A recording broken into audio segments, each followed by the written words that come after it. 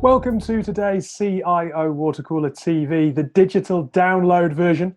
Joining us on today's show, we've got Bill Bruno. So thank you for dialing in, Bill. You're the Vice President North America for D4t4 Solutions, correct? That's correct. Thanks for having me, David. Look, for anyone who's not familiar with D4t4 rather, what does the company do? Sure. So the company itself has been around for over 35 years, and there's really two facets to our business.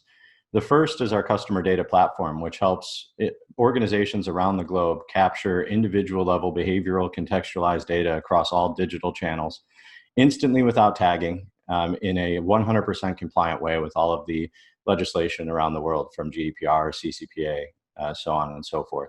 The other half of our business focuses on the other half that clients need to worry about, and that's building performant environments for their analytics itself. You have all of these massive data sets, digital being one of them.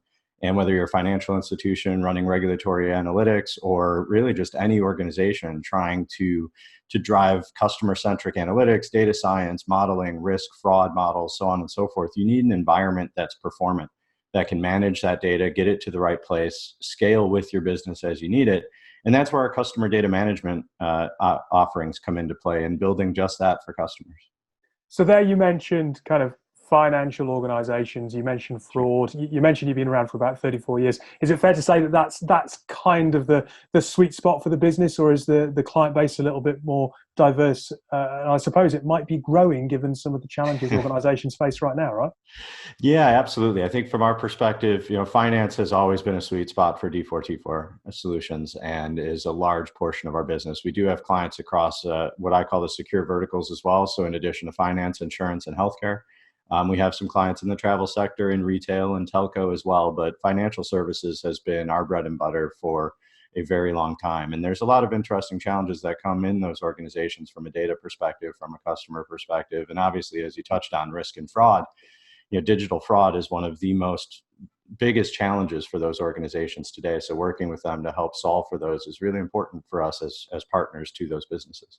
Do you think that challenges are different now due to the situation that we're facing, or do you think that it's the same challenges but on a different scale, and it's the scale that's the issue that your clients are really faced with?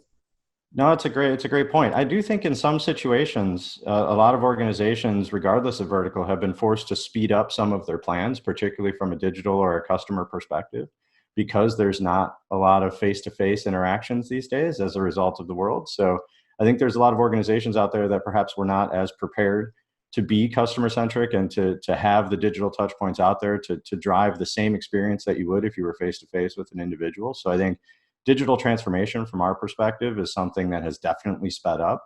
I think when you look at the data itself, particularly in some of our financial organizations, as you might imagine, the pandemic has required a heck of a lot more analysis of the data, and a lot of the models that perhaps were run from a regulatory perspective have to be run a lot more often because of all of the challenges today. So it's something that wasn't planned for, obviously, and as a result, for organizations that don't have the forethought and perhaps are not partnered with D4t4 solutions on the customer data management side, are struggling with scale and flexibility when it comes to being able to take on that additional workload from their user base as they're trying to crunch through the numbers.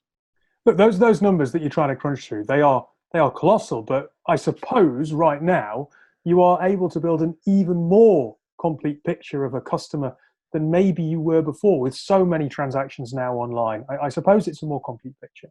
And you mentioned their customization. So what are the innovations that can happen because of that increased level of data if you can apply that flexibility and understanding? No, it's a great point. I think from an innovation perspective, there's another challenge too that has come up quite a bit, and that's the fact that a lot of people are working from home.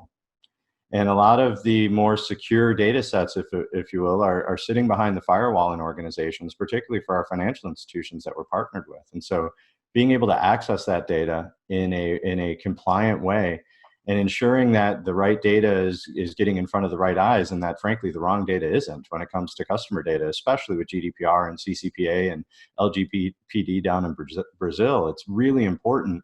Things like data tokenization, things around just data security in general, managing all of that from an environment perspective is really important. It's something that we've done for many years and that frankly we do really well. And from an innovation perspective, helping organizations cope with the fact that everyone's working from home, helping them ensure that those environments are still performant, while also managing who's got access to what data, protecting PII in the most optimal way, and also adapting to a cloud strategy. I think everyone talks about cloud. It's the shiny object. We're moving to the cloud. We're doing this. We're doing that. From our experience, not everything can move to the cloud. So you need to have an environment that can interface, be cloud ready, and burst to the cloud as well, such that certain applications might be cloud oriented, but some of the data might remain in-house in a secure environment behind the firewall. And that there's a finesse that needs to come with that frankly we've built quite a bit of expertise with over the years in our various partnerships at Dell EMC, with Microsoft and others. You've mentioned there a couple of times compliance. You're touching on security.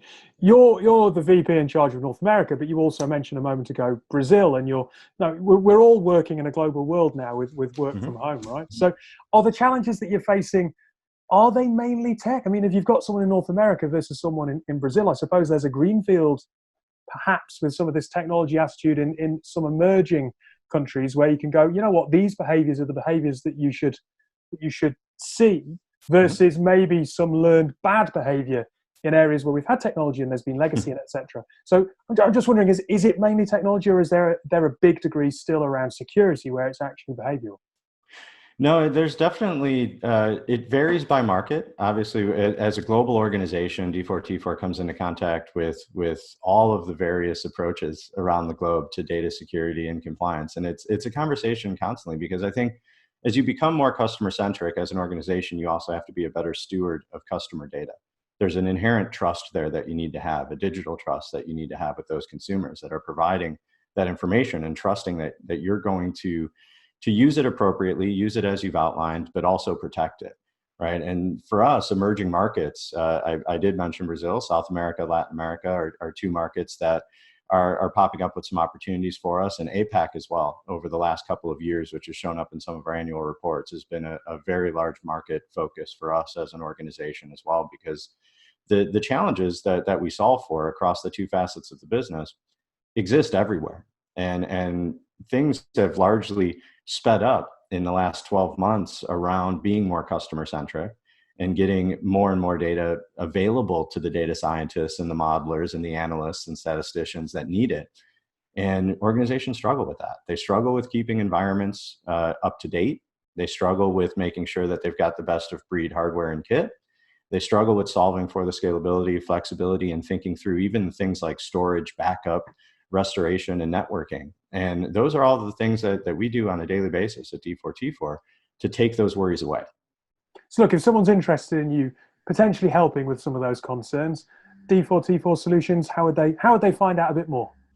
Sure. Well, they could go straight to the website, d4t4solutions.com. There's quite a bit of great collateral out on that channel. You can find us on LinkedIn. You can find us on Twitter as well, all at D4t4 Solutions. So we're available everywhere. They can reach out to me directly too. Well, look, Bill, thank you very much for your time today.